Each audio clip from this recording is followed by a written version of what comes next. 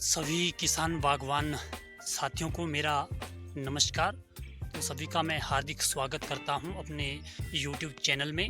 तो आज मैं फर्टिगेशन कर रहा हूं अपने ऑर्चर्ड में, जिसमें कि मेरे पास लहसुन भी लगा हुआ है, गार्लिक एंड साथ में बगीचा तो है ही। बागवानी का वर्क तो हम करते ही हैं। तो ये सबसे पहले मैंने अपनी ज़मीन में गोबर ऐड किया था। तो ये देख सकते हैं, ये गोबर यहाँ पर है। ये गोबर आप देख पा रहे हैं, ये सारा ज़मीन में मैंने गोबर मिक्स अप कर रखा है, क्योंकि सबसे पहले जो हमारा कार्य होता है ज़मीन में गोबर डालने का होता है, जिससे कि हमारी फर्टिलिटी बढ़ती है, ज़मीन की उपजाऊ शक्ति बढ़ती है। तो ये आज का एक्सपीरियंस नहीं है, ये मेरे बचपन का एक्सपीरियंस है। बचपन से लेकर के आज तक का एक्सपीरियंस है कि गोबर से ही ज़मीन की उपजाऊ शक्ति बढ़ती है।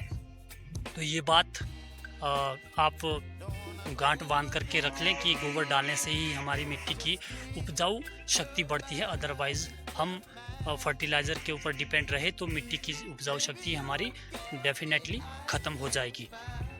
तो मिट्टी की उपजाऊ शक्ति को बनाए रखने के लिए गोबर ऐड करना है, और फिर गोबर डालने के बाद हम फर्टिलाइज़र यूज़ करेंगे।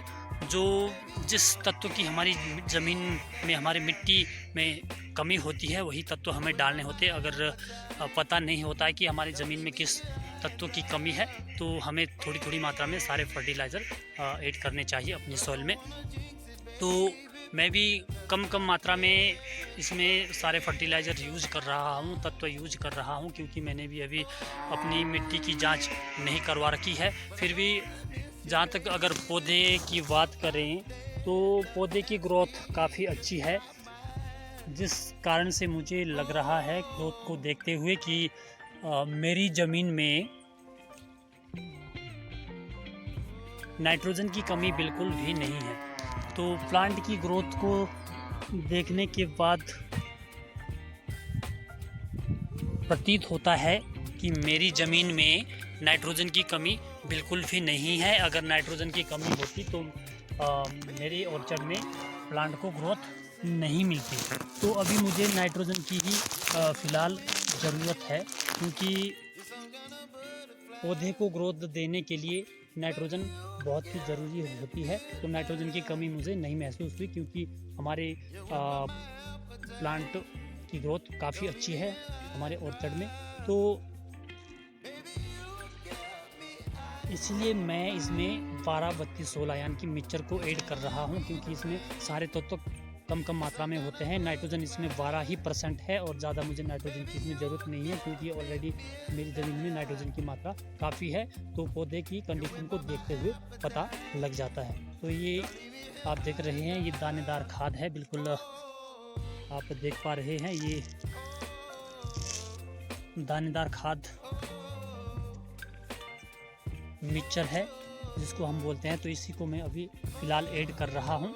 फिर नेक्स्ट ईयर से मैं इसमें पोटाश भी ऐड करूँगा। फिर पोटाश के लिए मैं इसमें बकरी की जो एंडी होती है, बकरी का गोबर होता है, उसको भी ऐड कर रहा हूँ। अभी फ़िलहाल में ये जो हमारे पास फर्टिलाइज़र है, इसको मैं दे रहा हूँ। तो इसका छिड़काव विधि से मैं इसमें फर्टिगेशन करूँगा, क्योंकि जो सघन खेती है इसमें छिड़काव विधि से ही मैं फर्टिगेशन करूँगा, क्योंकि इसकी जड़ें पूरी ज़मीन में फैली होती है।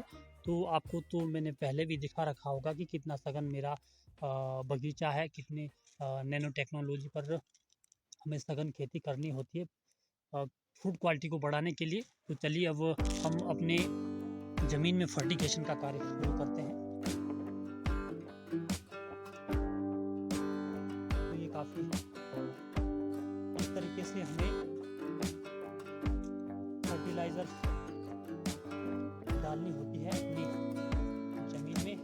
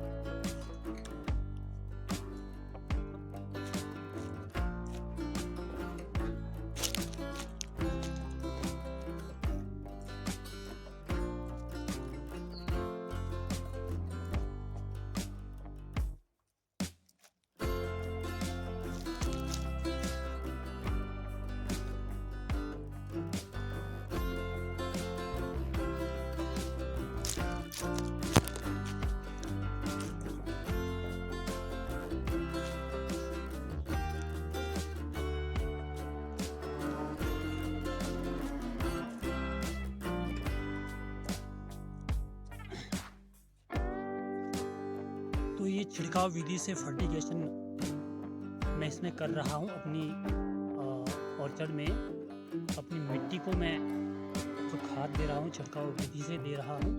और सघन खेती ultra high density nano technology पर जो वर्क है इसमें इसी तरीके से हमें फर्टिगेशन करनी होती है, क्योंकि पूरी ज़मीन में पौधों की जड़ें फैली हुई होती है। और इसके बाद मैं अपनी ज़मीन में पौधे के पास लगभग आधा से पौना लीटर, और जो बड़े पौधे हैं उसमें 1-1 लीटर, क्योंकि इसमें अभी मेरे कुछ प्लांट 2022 की कलमें हैं, तो कुछ पौधे 1-1 साल के हो चुके हैं और कुछ पौधे का नर्सरी पीरियड यहाँ पर ख़त्म हो चुका है।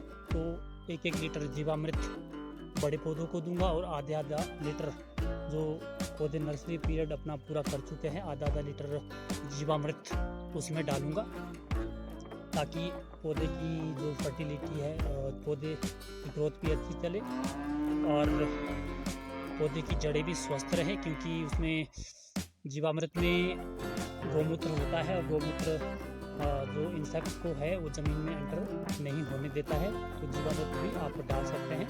तो इस तरीके से आप अपनी ज़मीन को फर्टिलाइज़र दे सकते हैं, न्यूट्रिशन दे सकते हैं।